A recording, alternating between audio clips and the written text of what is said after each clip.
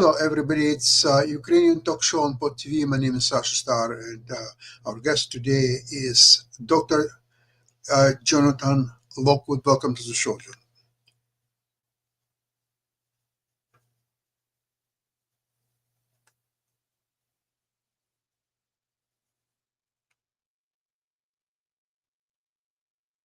Still waiting.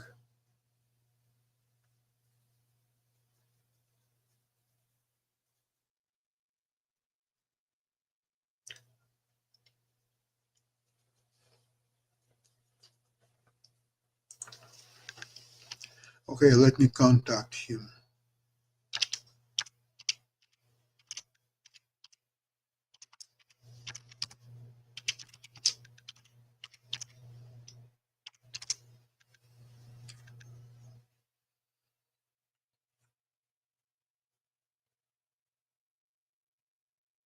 Okay, send message to Jonathan. Hopefully, he will appear soon. Here I am.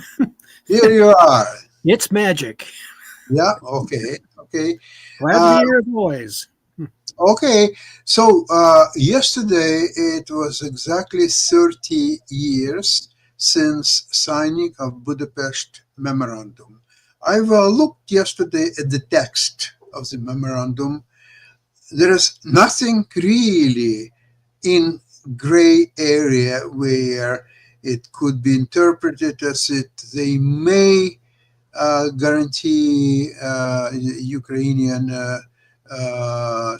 sovereign status, or maybe they don't, or in some cases they would, in some cases they wouldn't. It's just not the case. It spells out everything. Look, that agreement was so flimsy. I had done a serious study as part of my master's degree for strategic intelligence. It was it's unclassified, but the CIA, it was entitled "The CIS Republics, Nuclear Republics and Nuclear Weapons: Chess Game or Armageddon." And I was examining the perceptions of the four so-called nuclear republics of the former Soviet Union: Russia, Kazakhstan, Belarus, and Ukraine. Ukraine, as you know, owned a substantial portion of the former Soviet nuclear arsenal. It was the last one to agree to. Correct. It was the last one. Belarus practically gave up its arsenal, whatever it had, immediately in exchange for what they thought they would get would be economic benefits. Kazakhstan was next to follow. They were somewhat more stubborn.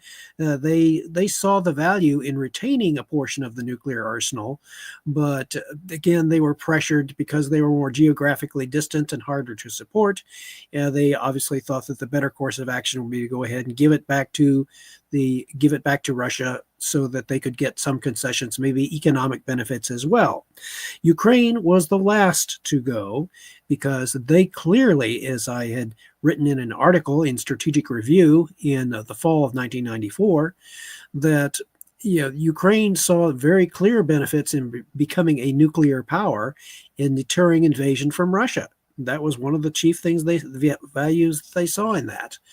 And I had also concluded in that article that absent decisive intervention by the West, we would be forced to choose in the not too distant future between increased nuclear proliferation, or which I termed the Scylla, from the Odyssey, or the Charybdis of a Russian-Ukrainian war.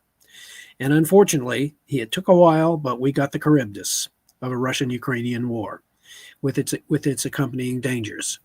So now what we have here is a situation. You notice that the reports that we're getting from open sources on both sides, we're getting a lot of conflicting information and conflicting assessments, and from various analysts of varying degrees of credibility and knowledge or expertise. But you get the sense that in the midst of all of this, that we are in fact approaching the culminating point that Clausewitz described in his work on war. That culminating point where a force that is trying to maintain the offensive can no longer do so. It has reached the limit of its ability to maintain the offensive, which and as a result, this opens up, in theory, according to Clausewitz, this opens up an opportunity for the defender, in this case Ukraine, to undertake a counteroffensive, which would give the initiative back to Ukraine. And we see various signals that could indicate that this would happen. But now, just as Albert Einstein once said, politics is harder than physics.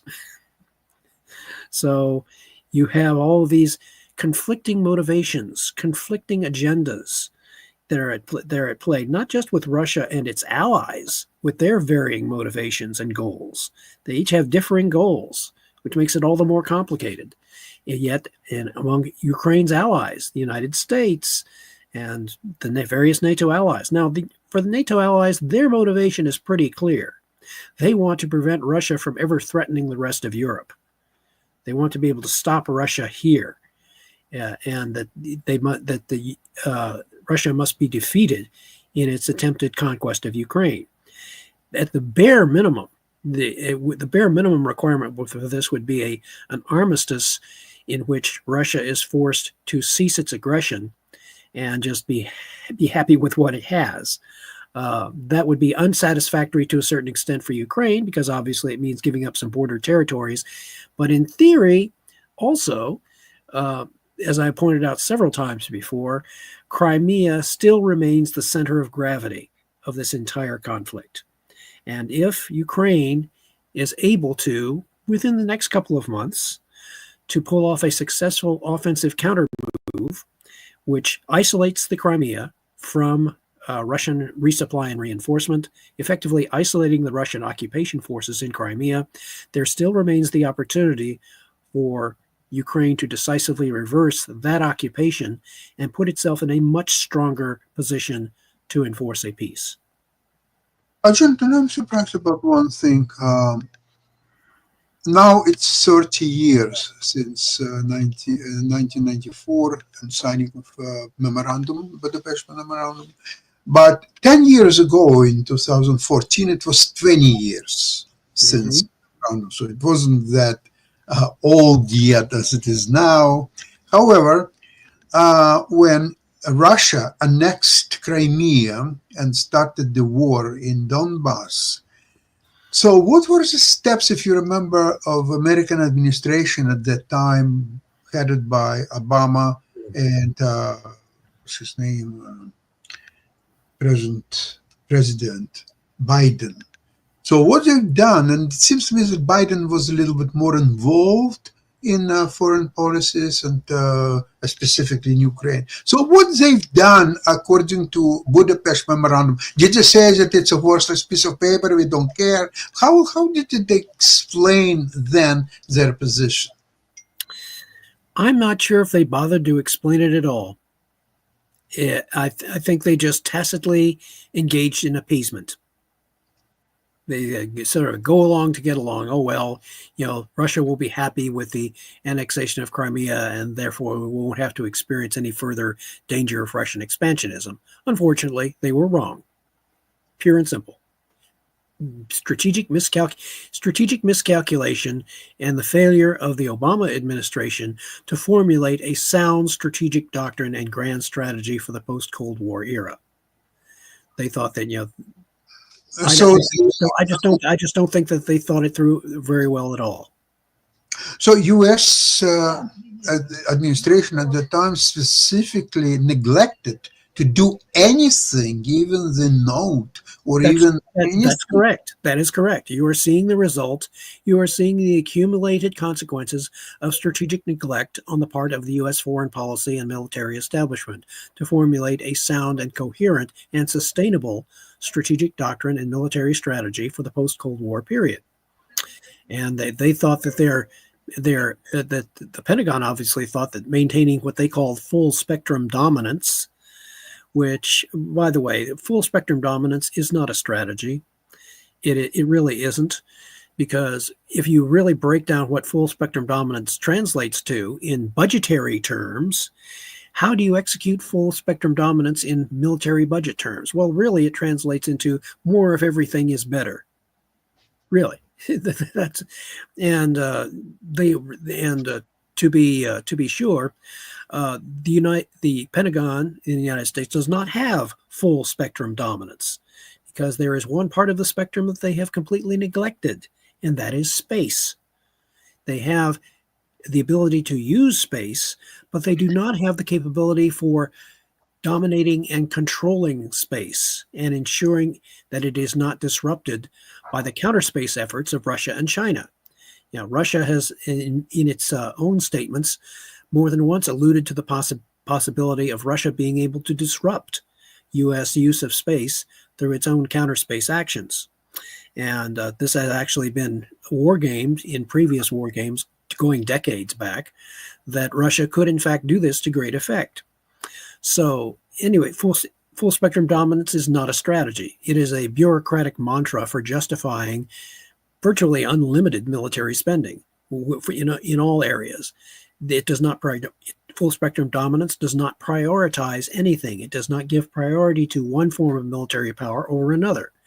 So therefore, it is, by the way, that is something that Elon Musk and Mr. Ramaswamy are also going to look at seriously, because you have to look at areas of the U.S. military budget where we are overspending or malspending, and because we don't have proper strategic priorities that fit into a strategic doctrine that would support what the incoming Trump administration wants to accomplish.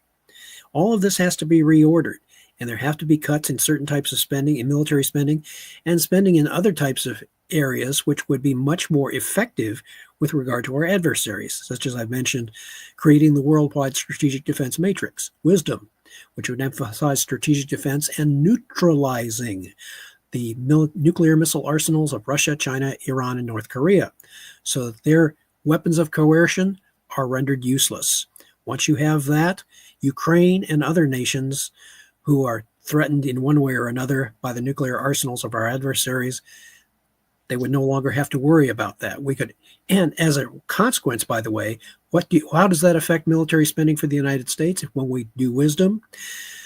You stop building additional nuclear missile delivery systems. You stop further developments in nuclear missiles or nuclear weapons, because that development has virtually no effect on the perceptions of our adversaries.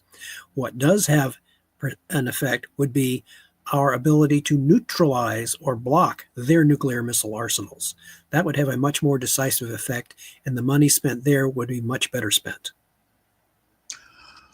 Coming back to 2014, yes. Once the Crimea and Donbass happened, don't you think that Ukraine didn't use any diplomatic means, or maybe even going to arbitrage to enforce the Budapest Memorandum?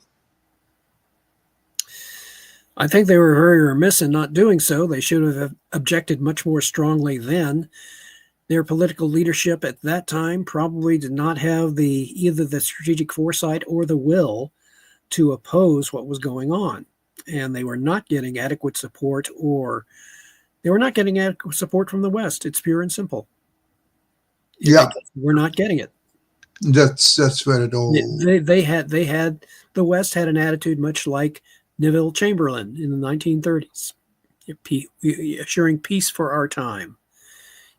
And I'd written some editorials to that effect, that the song of peace has undertones of appeasement. And they did not want to pay the price. They did not want to run the risk of short-term military conflict in order to avoid or forestall a much larger war later on. And now guess what? We've got the much larger war. Now, to be sure, Russia, to be sure, 38 is being repeated.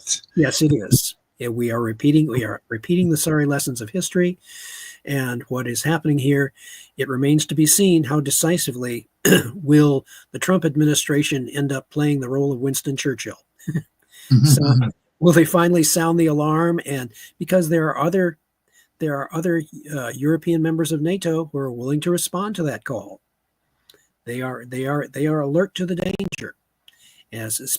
Especially Finland, for heaven's sake. They're right on the border with Russia. They've just drawn a line in the sand. They've made Russia their opponent. and Sweden is also waking up. So Putin's aggression against Ukraine is having the opposite effect of what he intended. Instead of all the European nations becoming intimidated and kowtowing to whatever Russia wants, now they're digging their heels in, and they are looking to oppose Russia in any way they can to prevent them from conquering Ukraine and using that as a base for further aggressions against NATO. Absolutely. And evidently, there's a lot of now spying and sometimes even sabotage conducted by Russians in Western Europe, in states as well. But it's much more obvious in the case of Western Europe, simply because they cut this telegraph and the internet cables on the Baltic Sea. And a lot of actually sabotage acts were being sort of liquidated, but they were still there. And now they came with a pact of all the intelligence services of Western Europe with a very close coordination between themselves. I don't know if US is being part of it or not yet. Maybe they're waiting for a new administration to come. Now, new administration, Jonathan, from little bits and pieces that some message was sent to Kremlin, and Kremlin replied with some whatever other message. Of course, Trump is insulated from all that, simply because he doesn't say anything. So therefore, but still the preparations are being underway. It's quite obvious. So what do you think the best strategy for Trump actually to achieve it, or he may realize, see, right now he and his people, they're getting intelligence information and all the about this war and its past and present and so on. Don't you think that Trump will realize in next few weeks how complicated this question is? He will realize that it may be, just maybe, he will not be able to achieve what he was set out to achieve.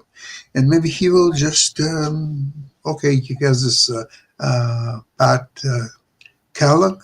Well, he is seeing how the outgoing administration is running counter to his own declared intentions.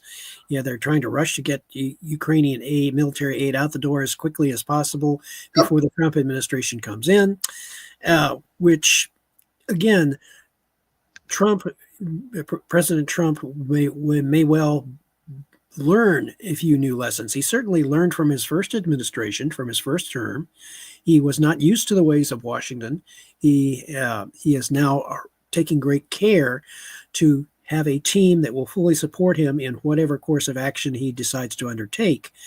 So, again, one of Trump's greatest strengths in this situation is his seeming unpredictability. Yeah, the foreign adversaries as well as allies cannot count on being able to predict what Trump will do in any given situation. That is to Trump's advantage. And it is an advantage that he intends to retain as much as possible, to keep his opponents off balance, and to keep his allies respectful of his intentions and of his intelligence. You know, they don't want. He is going to convince them that he is not some dumb, naive, easily manipulated politician. He has never been a professional politician, but he has some very excellent skills for being a leader. And that is it's what the United States needs right now. And right now, in the long run, it is going to be what Europe needs in the long term: a firm and strong and predictable ally, but who has the ability to take his opponents by surprise.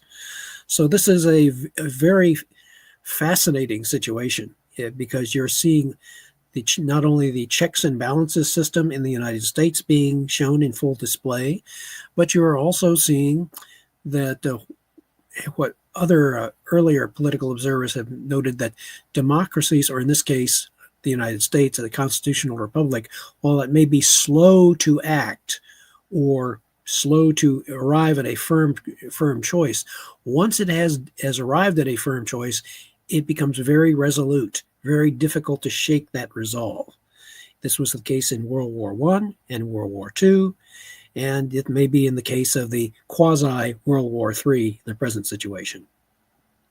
Well, right now, what we know is that there was an exchange on notes between U.S. and Russian administrations, and essentially, U.S. asked Russians not to escalate, which Russia answered that they don't need anybody's advice what to do and when to do and how to do.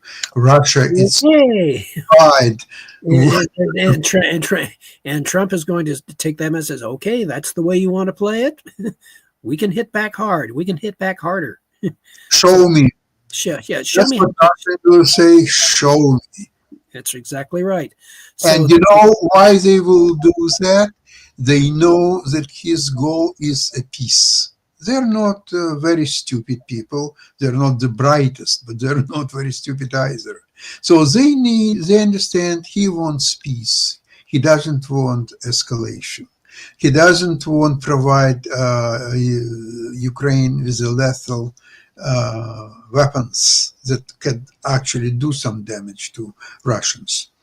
And therefore, economically, I've read report of 3 leading Russian economists who say that Russia, even if the oil prices will go down to $40 a barrel, they can continue the war at least for 2 years without any problem. So then there must be some kind of ammunition that Trump will have to, okay, he may try with, hello, Vladimir, how are you, and all that stuff. Okay, that will be derailed very easily and very quickly. So then Trump either has to go away and just go to play golf, and or he has to bring out the different level of convincing arguments, maybe even supply some ammunition and weapons to Ukraine, and only then ask Vladimir, how do you feel about that? He says, he can essentially tell Vladimir, okay, we're taking tougher measures, and it's not going to get any easier for you. We're going to keep raising the cost of the war for you until it's a cost that you don't feel like paying anymore. And because that is part of the way that President Trump operates. If you aren't willing to make a deal, he's going to make it very costly for you not to make a deal. You see, it could work almost with any other country, but with Russia, it may just not work. Because if Russia has a strategic nuclear arsenal and economically independent from US, then how you play it?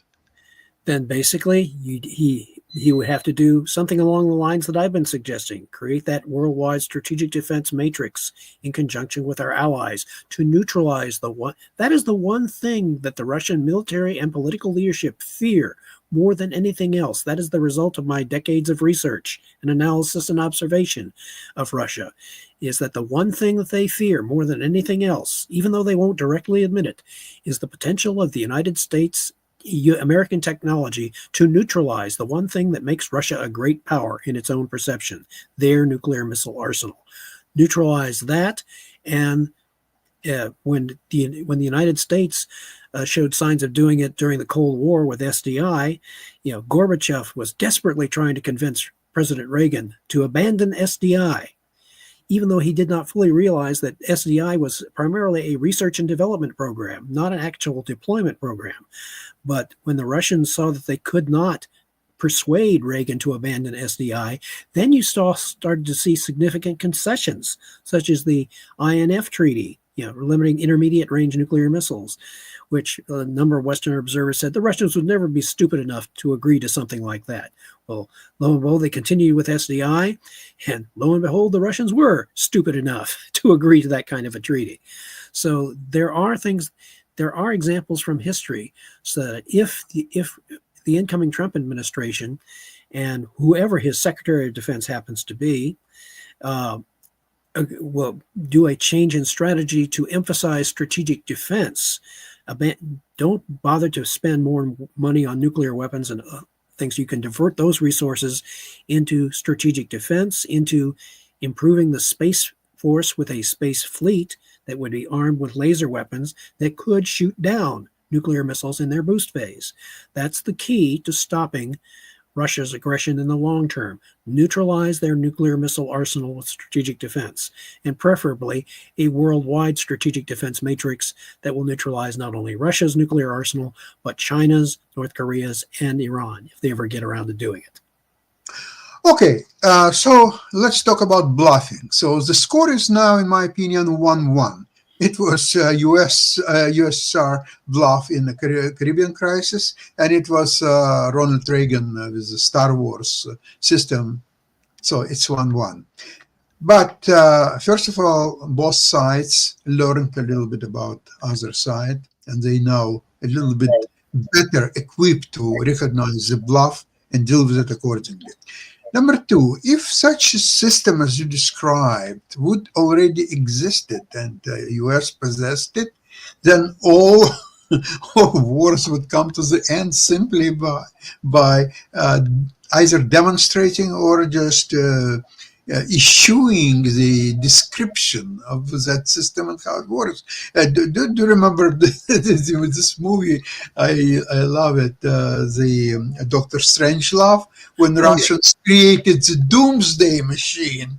And when Dr. Strangelove says, so all point of doomsday machine is to let everybody know about it, but if you keep it in secret, it has no effect whatsoever. You have to have that. You have to have that out on the table. It says, yes, we have this doomsday weapon. Yes, we are not scared to use it if necessary. Therefore, the whole aim is that it is never used, because the war will never reach the point where that it has to be used. I mean, there have been other shows and other movies and so forth that have talked about the idea of a so-called doomsday machine, a weapon so terrible that it could destroy both sides in a war if it were ever used. Absolutely. Well, but wisdom, worldwide strategic defense matrix, would represent a significant paradigm shift from what is the current strategic dogma of mutually assured destruction, MAD. It still plays its role. It's never been canceled by anybody yet. But you see, Jonathan, so let's assume that this system still doesn't exist. Maybe it's in planning. Maybe it's in someone. I would say that where wisdom is right now, it is in a state similar to, you remember during World War I, when, I don't expect you to personally remember World War I, but you recall during the history of World War I, there were several significant technological developments that had the potential for breaking the trench stalemate on the Western Front. Those developments were the tank, the airplane, the aviation, the airplane, radio communications, and then the Germans they started developing infiltration tactics, which they demonstrated in their Kaiserschlacht offensive on the Western Front in March of 1918, where they were trying to achieve a breakthrough before American troops could arrive in significant numbers. Those isolated developments, although they had short-term effects, had certain beneficial effects, they had not been integrated into a single whole. And that remained for the Germans to do that following their defeat in World War I, where in the post-Cold War period, they managed to integrate these into what would become known as Blitzkrieg, Lightning War. And they tested that doctrine in the Spanish Civil War, 1937-1938. And it was eventually unleashed on the West at the beginning of the Second World War. That was all integrated. I would argue that right now the West has the potential to create, all the pieces exist for creating wisdom, the worldwide strategic defense matrix. They have laser weapons, which are capable, if based in space, to shoot down nuclear missiles in their boost phase. There is also, in addition to laser technology, the space capability, reusable spacecraft provided by Elon Musk. If that has the potential to be directed by the Pentagon, into building a space fleet. There's also other potential components of technology, all of which, if combined properly, can create the worldwide strategic defense matrix. There may well be, and because I do not certainly do not have access to everything that goes on, but the potential exists for the Pentagon to create such a system under the new Trump administration's Secretary of Defense, and that could be. And the beautiful part about it is it could be created very rapidly, because all of those components exist in their needed mature form. What is required is the direction to do so and a concentrated effort by the U.S. military to make it happen. It could happen a lot faster than anyone can reasonably expect. Okay, Jonathan, I agree with you on that. However, let's admit that right now that such a system doesn't exist, simply just as that. It has potential, very quickly, be very powerful, be greatest things in sliced bread. It's just not there. And exactly, because the reason it doesn't exist is because there are no starships belonging to the U.S. Space Force that are in orbit. That would be the surest indication that such a system now exists. There are other people. Yeah, so we know it doesn't exist right now. Okay, if it doesn't exist right now, then it cannot be used as a tool for negotiations. So there are no tools in Trump's toolbox. I don't see any tool that can actually force negotiations in a way that Trump wants, simply to have a peace of some kind. So if that's the case, then what Russia has only one, but it's a great, very powerful tool. Russia understands that neither US nor Europe want confrontation with Russia, whether it's a conventional weapons or thermonuclear weapons or anything. They just don't want to be confronted and fight the war with Russia, even know that they would easily win such a war, but they just don't want it. And this is the Putin's major card. We know that you're right, you're very strong, you're powerful, you're just the best in the West.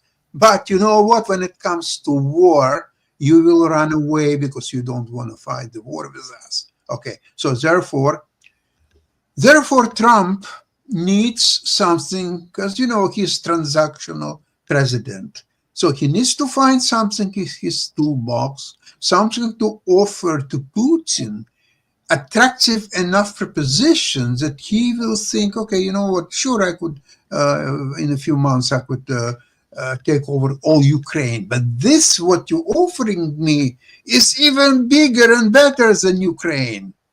What it could be, Jonathan? I'm not sure. Maybe Alaska, maybe... No. Well, but he's transactional. You want peace. What are you offering Russia a bribe is not going to do it. Not a bribe, just something tangible. If his national security advisors have any sense, they are going to recognize that offering Putin a bribe to end the war is not going to do it. It will simply encourage more aggression, if the lessons of history are anything, if they pay attention to them at all. So what he has to do, there are other means, for example, by persuading Turkey, a NATO member, to allow NATO naval forces to enter the Black Sea, and thus basically totally block the Russians from being able to reinforce Crimea or to be able to interfere with Ukrainian exports. That would be another powerful lever. And essentially, it would not only show resolve, but it would also give Ukraine a much stronger position. And right now, the key from my perception is to sharply increase the cost to Russia of continuing to engage in this war, and to keep raising that cost until finally Russia is either no longer capable of executing offensive operations in Ukraine, which there are indicators that the Russians are taking ever increasing casualties, and that the time is approaching when Russia simply will not be able to execute effectively any kind of effective offensive operation against Ukraine. And we have to be willing to raise the cost to Russia beyond what it is willing to pay. That cost may be very, very high indeed, but it is something that the Trump administration is going to have to negotiate. It is going to be its first and most significant foreign policy challenge in his second term. Jonathan, in my opinion, this is the only one realistic way to bring Putin to negotiating table. And if failing that, if Trump is definitely not going to do that, then his diplomacy will be negotiating with Putin what minimum requirements for a peace. What exactly does he want? Putin will say, okay, I want half of Ukraine. I want Ukraine not in NATO for the next 65 years. I want this, and so do all kind of garbage. Okay, Trump will try to move him a little bit more from this position, and probably he will. So he will say, no, it's not 65, it's 35 years. And it's not half Ukraine, but 33% of Ukraine. And here and then finally they will reach a point where Putin will not move any further. So it will be 25% of Ukraine. It will be 15 years until Ukraine can got NATO and some other stuff. Okay, once Donald Trump knows that this is engraved in stone and he cannot move Putin any further from that position, then he will go to Zelensky and say, well, Zelensky, this is the best offer I got from Putin. There is nothing better than this. It's impossible. It's even Moses will not do any better than I've already done. So where are we going from here? You want to continue to fight without, we are not going to send you arms anymore, of course, or so on, because you're losing the war. You don't want a peace, regardless how bad this is, but it's still a peace. You can still retain 75% of Ukraine or 70% or whatever. It's something. In other way, you will not retain even 1%.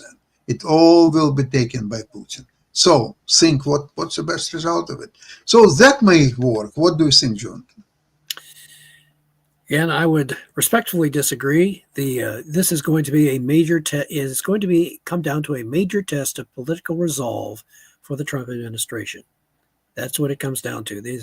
There is not going to be any cheap, easy, agreeable solution that everyone is happy with. It is going to be a really hard. It's going to be like his problem of handling the national debt and reducing the national debt. It's going to require a minimum of $2 trillion in surpluses annually to start reducing the national debt, which indirectly strengthens, the defense posture and enables us to sustain significant military spending over the near to intermediate term. So it's not an isolated problem. It is integrated with the other problems and challenges that the U.S. has to face in its new administration. So the key variable here that we have both identified is the political resolve of President Trump in his second term, his willingness to tackle and, if necessary, adjust or change his methods in order to achieve the goals that he wants. Now, in line with his America First goal, America First, in that framework of reference, the only proper strategy for the United States to adopt is to become the geopolitical balancer, not the world's policeman, but the world's geopolitical balancer, in the similar way to which Great Britain was the geopolitical balancer in the 18th and 19th centuries. What you do is you have enough military power so that you can prevent any aggressor or combination of aggressor nations from achieving world dominance. And you have to strike that balance. It does not mean that you adopt the full spectrum dominance capability, which just simply means, unlimited military spending in all categories. That's not a strategy. But you have to be able to pick your priorities and pick the strategy which best fits your foreign policy goals and which provides the best environment for your allies, in particular, NATO allies and Ukraine. Ukraine, which would the eventual goal should be having Ukraine as an integrated member of NATO. That's how it's resolved for the long term. And Russia may hate it, but they're going to have to learn to live with it. Jonathan, I really believe that something of this kind of agreement will happen, and we'll have to wait next 2 weeks patiently until the ball will start rolling. I hate using that old phrase, "only time will tell," because that's not really a prediction. I remember one of my students in one of my classes on predictive analysis used that sentence in one of his term papers. It says, "If I ever see you using that sentence again, you're getting a failing grade." That's not a prediction. That's a cliche. Mm-hmm. But the situation right now is very fluid. You're seeing a whole lot of conflicting. We're seeing a lot of conflicting information, a lot of propaganda, and a lot of assertions on both sides that they are on the verge of victory. And we have to look at the hard numbers that Russia has absorbed exorbitant costs in a so far a failing effort to eliminate Ukraine. They were originally intending to eliminate Ukraine. They have not achieved that objective. And they do not want to admit defeat, but it's going to come to a point where the United States, in conjunction with its NATO allies, must force Russia to admit defeat. And that's going to be very costly, but it is necessary if you want to preserve the peace over the long term. Jonathan, thank you so much for today's program, and hopefully we'll see you soon again. And in the meantime, have a great weekend, and glory to Ukraine. Bye-bye, everybody.